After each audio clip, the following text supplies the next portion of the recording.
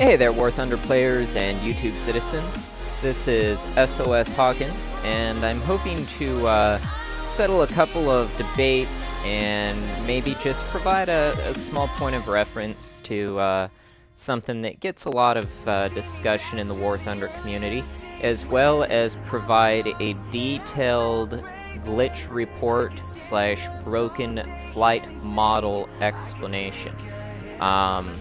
It's going to be a short video, covered in 2 parts, possibly with a small bit on the end about a 3rd plane. The 2 planes we're going to cover are the F4F4 Wildcat and the P-47D-28 Thunderbolt. So, first and foremost, let's cover the F4F. Now, what is the topic of the F4F? Well, the F4F's topic is recoil. This is not a glitch, this is just the recoil issue, and it's going to be covered first. I'm going to try to avoid from getting into anything opinion-based and just stick to the facts regarding the recoil issue. The mouse aim versus joystick issue is something that gets highly debated on the forums enough as it is, and I'm not really interested in adding to that debate as far as fueling it, so much as I am interested in just providing a very easy to understand side-by-side comparison, direct side-by-side, of the recoil of the F4F, Wildcat, and mouse aim versus joystick. That's it. And then at the end of it, you know, the mouse aim players can look at what the joystick players deal with, and the joystick players can look at what the mouse aim players deal with, and they can form their own conclusions on it. I think that the facts and the video will pretty much demonstrate for itself the very obvious difference between the 2 modes that are supposed to be competitive in the same game types. So we'll start by resetting our game controls to the mouse aim. I do want to make it clear that there is also going to be a coverage on the P-47D. It has a broken flight model. That is the second part of this video, and it is definitely something that the devs need to see. So if the devs are not interested in this part of it due to the opinion nature, I guess, that could be stated about it, I would encourage you to check that part. However, I would also encourage you to watch this just simply for the fact that, like I said, I'm going to try to avoid any facts on this and just stick to demonstratable differences. So we're going to start out by hopping into arcade battles. I want to start by saying that I do always run arcade battles because it's how I like to fly. I like respawns. I don't like single flyouts. And until that changes, I'm going to have to stay in arcade battles, and I fly on my couch, so generally I'm using a controller or a joystick, not a mouse. But, as you may have noticed, I reset my controls to mouse aim, because to start this flight out and this test out with the Wildcat, we are going to run the traditional mouse aim that everybody's used to. I will admit I've used mouse aim before, it works well. I use it when I travel and I'm on my laptop, or if I don't have a controller or a joystick.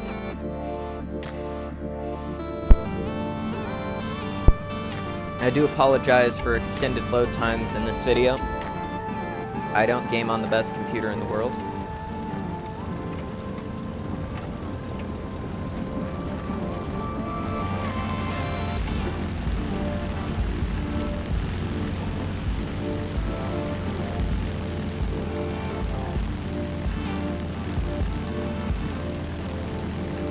Okay, so this is the traditional mouse aim. We're going to go ahead and conduct our tests from inside the virtual cockpit. This is to provide us with a very detailed HUD that gives us degree gradients. Example, this here would be set at 0 degrees. This here would be 10 degrees. You can kind of see the degree mark there for some of you that might not have caught on to it yet. So we're going to set our plane in nice level flight at 75% throttle. If I can get my throttle to sit there, 76 is close enough. And we'll go ahead and fire off a few rounds. And we can see that the aiming reticle, it bounces. I'm zoomed in, so the bounce is being magnified. That's what it looks like when you're not zoomed in. And we'll fire a burst. And there's a little itty-bitty bit of shaking. Now this is the recoil from the 50 cals on the F4F that most players are used to. We'll zoom in, and we'll just lay down a burst. Damn, that's a nice recoil. We'll lay down until we overheat. Immediately back to center. So at worst there I saw about 1.5 degrees of climb that was fully controlled automatically and immediately recentered. But all in all, I saw damn near perfect accuracy. If I'd been aiming into a plane, that plane would be fucking dead. Excuse the French there. Try to avoid the cussing here, because I know that the War Thunder devs probably don't appreciate that in the video on the forums. So, now, we're going to keep the exact same plane. We're not even going to switch missions. All we're gonna do is reset to the default Xbox 360 controller. Keyboard and mouse.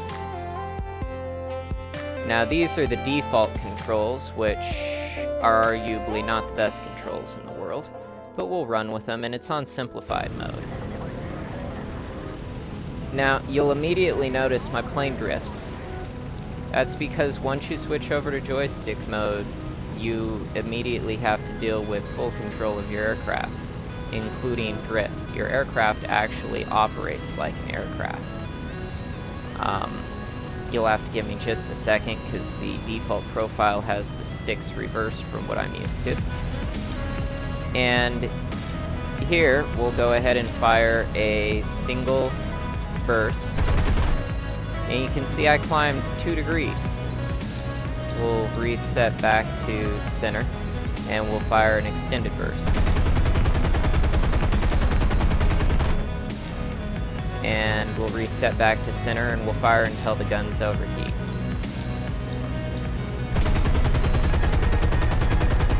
So this is the recoil that joystick users are constantly fighting against.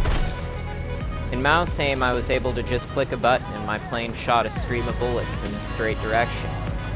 Here, if I do the exact same thing, point my plane in one direction, and click a button, rather than getting the exact same results, which is my bullets going in the direction that I had pointed my plane before I pressed the button, my plane moves with my bullets.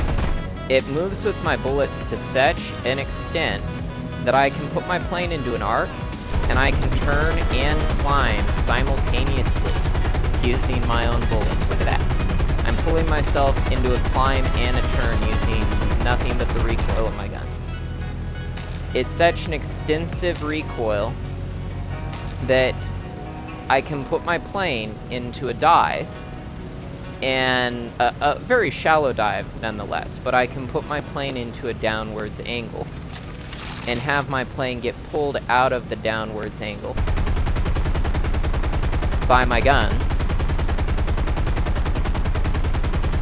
before they even overheat. I put myself into a 16-degree downwards dive and use nothing but my guns overheating to push me to a 3-degree upwards climb. I could have had broken elevators and just saved my life with my guns. So, that's pretty clear. That I don't know how else to make it much more clear than that, of a side-by-side comparison using quite literally the exact same plane in the exact same flyout.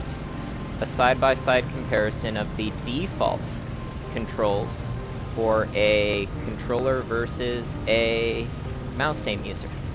And if we keep the mouse aim, but we switch over to virtual joystick, which we can do, reset to keyboard and mouse only simple, and simplified controls. Now we're on virtual joystick. And virtual joystick is kind of an in-between between mouse aim and joystick mode. It's supposed to give mouse users the feel of a joystick. And you can see here, mouse users are saddled with, again, almost imperceivable recoil. A little bit more than they have in regular mouse aim mode. But, again, anybody who flies with a joystick or a controller is being forced to compensate ridiculously, although arguably, in fact, factually, with some planes it is far less recoil that we have to compensate for. This is a plane that has a very large recoil, but that basically is it. That is the recoil issue. Whether you're for mouse aim or against mouse aim, whether you're for joysticks or against joysticks, nobody on either side of the argument can stand back and say that mouse users have to experience recoil comparable to joystick users.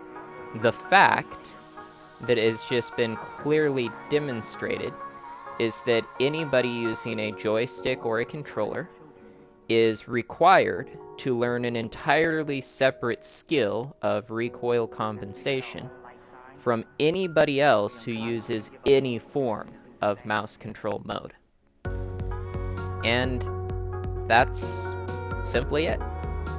So now on to the glitched flight model. The glitched flight model issues started appearing in 1.3.7 when they released all of the major flight model updates, and it only applies to some planes, not others. As you just saw, I was flying my F4F with my joystick as well as virtual joystick just fine. But you're soon to see that the P-47D has a glitched flight model when flown under virtual joystick mode or real joystick mode. It is not a glitch that is present when flown under mouse aim mode. It only is there for virtual joystick and real joystick. And it is a glitch that is repeatable on different computers, repeatable with different control configurations, and applies only to select planes. In fact, at the end of this video, as a small reference, I will toss in the B7A2, which also has the glitched flight model. The glitched flight models have a tendency to, excuse me there, got some Coca-Cola. The glitched flight models have a tendency to only really show themselves off on certain planes. I believe I already said that. And more than anything else, the glitched flight models, as odd as it is, don't seem to be the same on every plane. Some planes they're glitched in one direction, some planes they're glitched in the other, and on the Germans I have heard, but have never actually flown it to find out, that some German planes have a glitched flight model to the elevators, causing them to move upwards. Now, you'll immediately notice that the bubble on this plane is trailing to the left. And before I even switch over, I'm going to demonstrate to you that the glitched flight model on this plane occurs regardless of the control method used. The difference is that in full mouse aim mode, the instructor compensates for it completely. So to demonstrate this, I'm going to slow my throttle down and then I will engage it fast. That's because on this particular plane, the glitch happens to be a pull to the left of the rudder by about 3 degrees. In fact, you can see it if you look right there. You can see that right now the plane's instructor is adjusting it. If you look at the turn and bank indicator, that's that thing that kind of looks like a level with a black dot in the center and the arrow above it.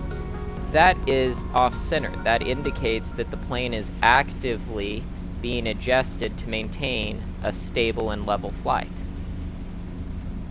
So here we'll switch back to this mode here, and you'll see for just a split second when I increase the throttle, the plane will pull to the left because of the increased airflow over the rudder, and then the instructor will settle it off into the center. Pulled to the left and back to the center. Here, we'll do it again. Pull to the left and back to the center. Now, it's very minor right now. It's very, very minor in this game mode. And that's okay. Or in this control mode. And that's okay, because you're going to see just how bad it is here in a second. And we'll switch in here and see if we're able to see the same type of thing happen. Let's see here.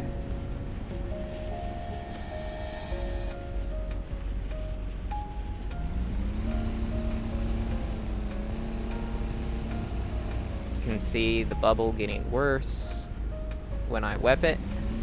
Creeps out to the outside edge, and it gets brought back in again. Actually, it didn't even bring it back in. Alrighty. So, sorry with the minor distraction there. We'll switch over to simplified controls. All we're doing is switching to simplified. That's it. That's all we did. And you can see that now my plane all of a sudden is moving to the left. Oh my god. Look at that. That is not prop torque. In fact, to demonstrate to you that it is not prop torque that I am having to deal with right now, friends and gentlemen, I'm gonna kill my engine. Look at that. No more prop torque possible. And yet, I am still banking to the left. Now, why is that? Why is that, huh? Is it maybe because my rudder has been trimmed to the left by about 3 degrees? Yeah, that's exactly what it is. Oh, yeah, that's exactly what it is. Now we'll re-engage the engines, which, by the way, the engines on this aircraft spin to the right. So if I were experiencing prop torque, which is what everybody seems to think this is, my plane would be wanting to go like this. It would not be wanting to go like this. That is rudder. And now we'll go ahead and switch over to full joystick control with my normal controller profile. So sorry if you just had the game disappear for a second because I had to switch controller profiles. And now you can see that it is still here. This plane, ever since 137 was released, has pulled to the left like this because it has a glitched flight model. Look at that. You cannot say that that rudder is not glitched to the left. Look at that. Now, I've read on the forums that this issue, which has been very widely encountered by sim players and RB players who are more frequent to use joysticks, can be supposedly fixed if I use full aircraft controls and I manually reset my trim at the beginning of the match. But why should I be, yet again, almost like having to manage my own recoil? Why should I be having to manually reset my trim at the onset of a game just because of a glitched flight model? I don't think I should. And frankly, I don't. I just don't fly the planes that have glitched flight models, because obviously, as you can see, this plane is glitched, but the P-40 that I was flying earlier was not glitched. Really quickly, to demonstrate that this is indeed applicable to more than just one plane, we will keep my controls set up the way that they are, and we will swap over to the Japanese side, and we'll pull out the B7A2. Boom. And we'll take it out on a quick flyout. Oh, I hope it doesn't make me take off of a carrier, thank you. Taking off of a carrier in one of these planes is almost impossible because it just, wants to pull. You'll notice that the pull is even prevalent on takeoff. As soon as airflow starts going over the rudder, the plane's trying to pull. I believe that this plane's issue is a pull to the right, not a pull to the left. But I'm not exactly sure.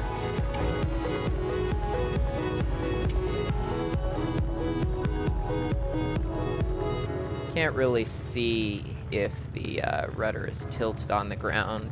I guess you kind of can there. You can see that it's tilted to the right-hand side because you can see nice brightness, but you can't see equal shadow, if that makes any sense. You should be able to see a bit more of the shadowed side when you're lined up directly behind the aircraft.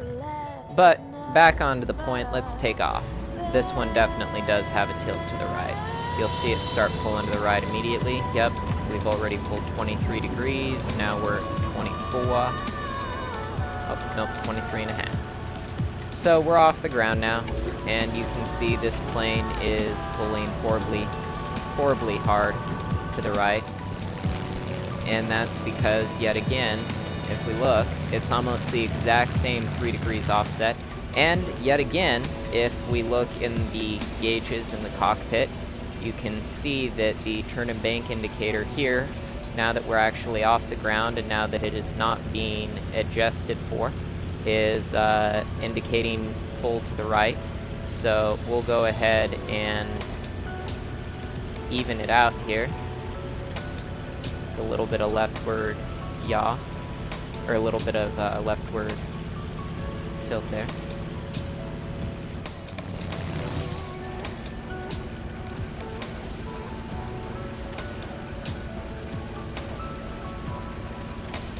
I'm better at leveling my plane using the virtual cockpit. So we've killed the pull to the side, and you can now see that if we switch in here, we're perfectly lined up. But the minute that I switch back and I put myself back to level flight, my plane starts pulling to the right again. And if you switch back into cockpit view and you look at the gauges yet again, you can see that the gauges are reflecting the difference. You can see my compass is turning, both of them.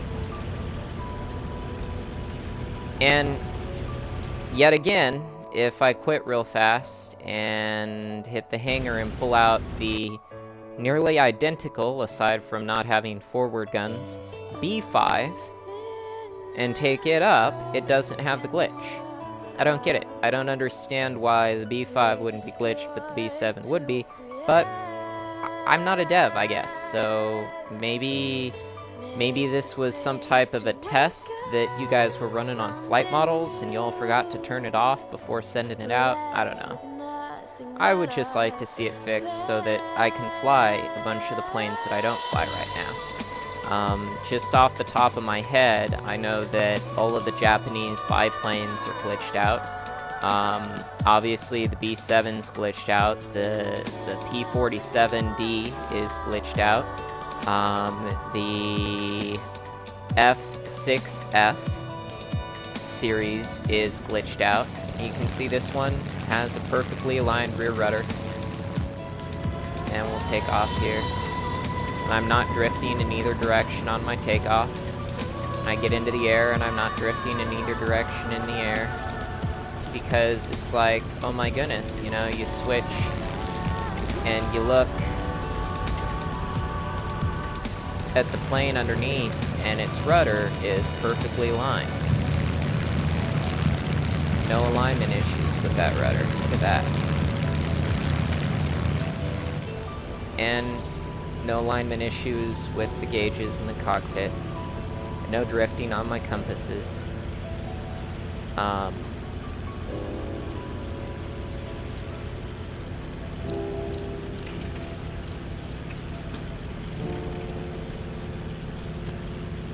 So that summarizes it up. That covers it. I hope that this little video was helpful. I'm sorry if it was a bit longer than some people would have liked. I tried to keep it as short as possible while still being properly informative.